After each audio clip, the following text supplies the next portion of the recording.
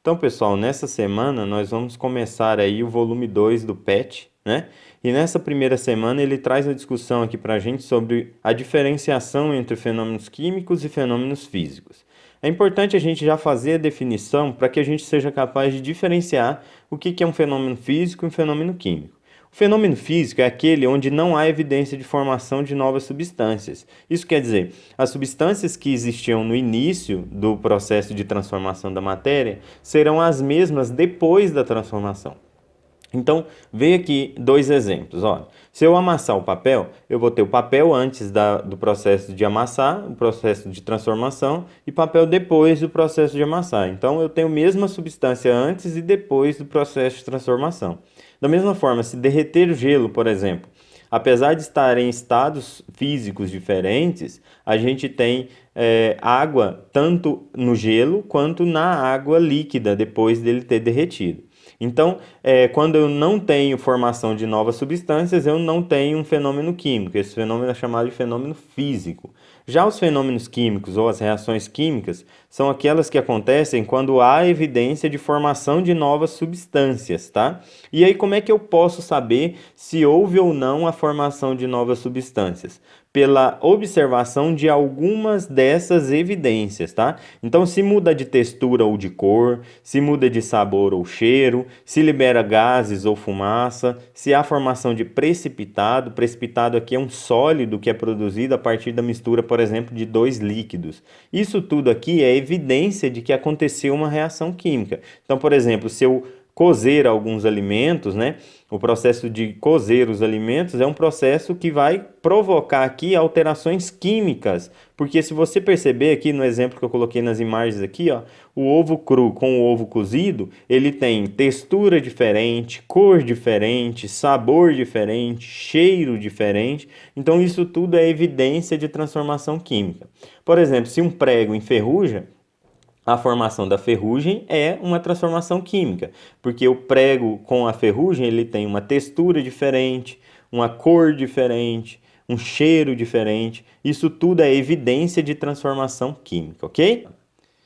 Aí, quando a gente tem as reações químicas, né, os fenômenos químicos, nós podemos escrevê-los no papel através do que a gente chama de equações químicas, que são as representações das reações químicas, né?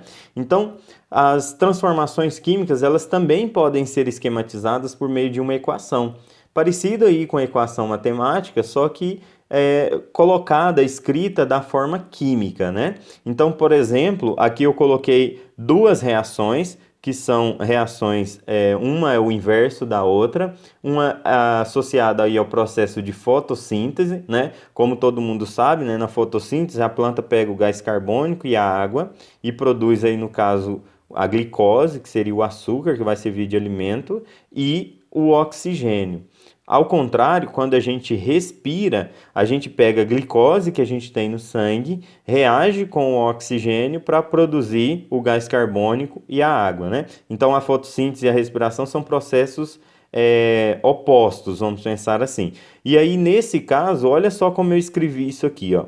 A gente, na escrita de uma equação química, do lado esquerdo, a gente sempre escreve do lado esquerdo da seta os reagentes, que seriam as substâncias utilizadas para provocar, produzir aquela transformação química, e do lado direito a gente escreve os produtos, né? Que seriam as substâncias produzidas, como o próprio nome diz, a partir da reação entre os reagentes, né? Então, uma coisa importante de se falar aqui é que as fórmulas químicas dos reagentes e dos produtos são determinadas a partir de quem são essas substâncias que estão reagindo para formar as novas substâncias. Mas vocês vão perceber que tanto aqui na reação de fotossíntese ou na reação de respiração, os elementos químicos que tinham aqui nos reagentes são os mesmos elementos químicos que a gente vai ter nos produtos. E uma coisa interessante que a gente vai ver logo mais à frente é que a quantidade também de cada elemento nos reagentes e nos produtos é a mesma. Isso devido a uma observação de um químico muito famoso chamado Lavoisier. O Lavoisier, ele conseguiu fazer essa observação que quando a gente faz uma reação química num ambiente fechado, sem que haja perda de nenhum dos produtos, a quantidade de massa que tem nos reagentes é a mesma quantidade que vai ser formada nos produtos. E daí surge aquela frase, né? Na natureza, nada se cria, nada se perde, tudo se transforma. Então, tudo que tem aqui do lado dos reagentes é o que a gente tem do lado dos produtos. Só para dar uma adiantada sobre o assunto das equações químicas, gente, é importante saber que existe dois tipos de números que vão vir acompanhando aqui as substâncias e os elementos nessas substâncias. Esse númerozinho aqui de baixo, a gente chama esse número de índice, e ele indica a quantidade do elemento que está imediatamente antes dele. Então, por exemplo, esse 12 ele é do hidrogênio, esse 6 é do carbono nessa fórmula aqui, e esse outro 6 aqui do oxigênio. Isso é o índice.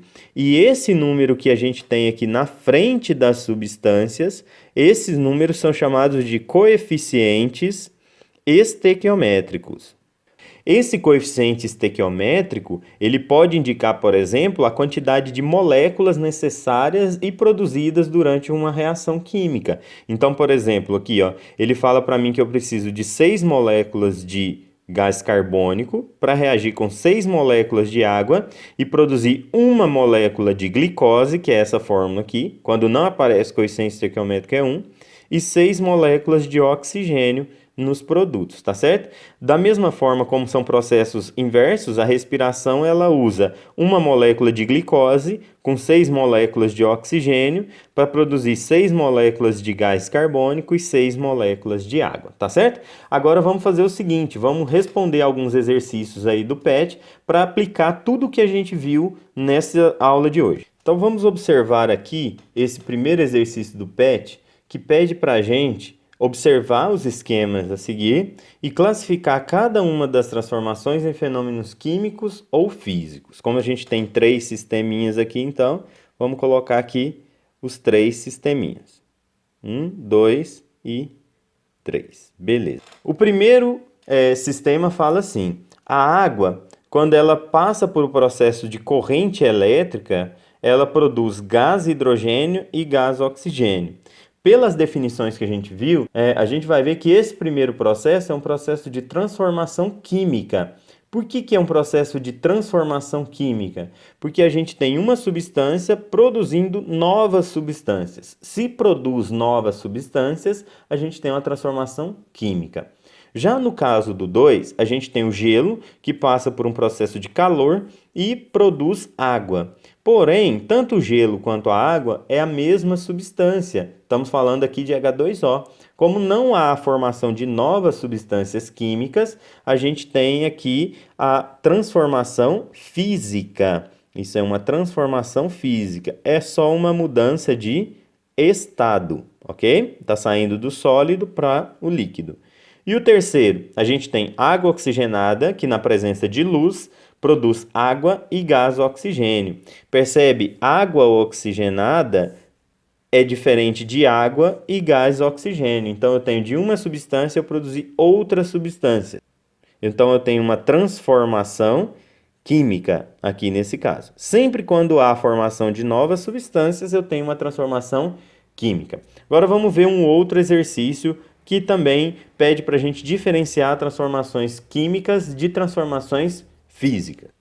O outro exercício que eu trouxe aqui é o exercício número 2 do PET dessa semana, que pede também para a gente marcar as alternativas referentes aos fenômenos químicos. Então, a gente vai só colocar aqui Q de químico ou F de físico, ok? Então, vamos lá, gente, ó. A produção do plástico a partir do petróleo. O petróleo é uma substância e dela você produz outras substâncias que são os plásticos. Nesse caso, então, a gente está pegando uma substância e transformando em outra substância. É um processo químico.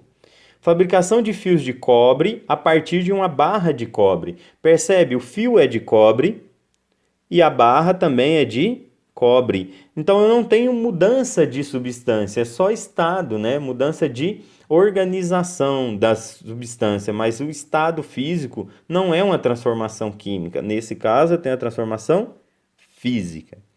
Fabricação da coalhada a partir do leite. A coalhada, ela é diferente do leite. Ela não tem o mesmo gosto, não tem o mesmo cheiro, não tem a mesma textura. Então, aí nesse caso, se tem evidência de mudança de cheiro, gosto, textura, formação de fumaça ou de precipitado, é um fenômeno químico.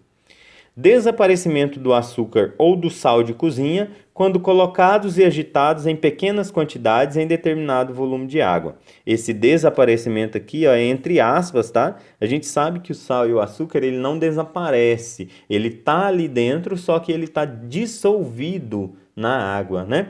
Mas se eu evaporar essa água, eu consigo restituir esse sal e esse açúcar. Nesse caso aqui, então, é uma transformação física, não há produção de novas substâncias, tá? Produção da gasolina a partir do petróleo. Aqui é uma pegadinha, tá, pessoal? Você pode até pensar, gasolina é diferente de petróleo, então há uma transformação química. Mas se você observar e pesquisar um pouquinho, você vai perceber que a gasolina ela é um dos componentes do petróleo. Então, nesse caso, não é uma produção de uma nova substância química, mas sim a separação dessa substância que é a gasolina dos outros componentes que fazem parte do petróleo. Nesse caso aqui, então, a transformação física, tá?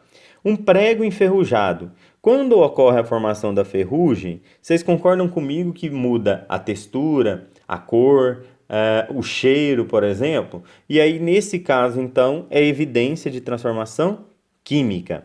Queima da gasolina. Produz fumaça, produz mudança de textura, produz calor, né? Então, é tudo evidência de transformação química. Queima da gasolina é química. Fotossíntese das plantas. O exemplo que eu dei no vídeo agora há pouco. Quando ocorre a fotossíntese, eu tenho a transformação de CO2 e água em glicose e oxigênio. Isso é, eu estou pegando duas substâncias e transformando em outras duas substâncias. Aqui também eu tenho uma transformação química.